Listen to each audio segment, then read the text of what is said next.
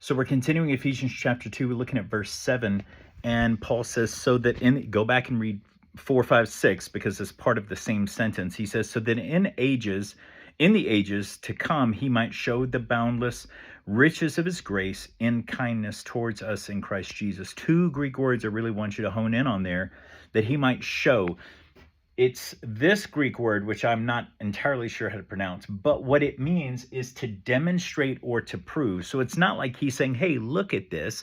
I'm showing this to you. He's demonstrating, he's proving the boundless riches of his grace in kindness towards us in Christ Jesus. What does the word boundless mean? Well, it's the word hyperbolo. Sometimes you'll see that U as a Y.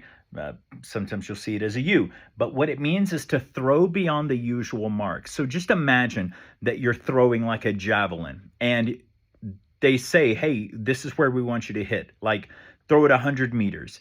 And you're like, I can do you better than that. And you throw it specifically beyond the usual mark. You overextend. You do well beyond what you have to do because you have the ability to give more than is required. And that is the boundless. That's the word boundless there in Greek. To throw beyond the usual mark. It means surpassing, exceeding, excelling. And what is excelling? What's exceeding? The riches of his grace towards us who are in Christ Jesus. By grace, we have been saved, which is what the next video will cover in verse 8. But don't miss that.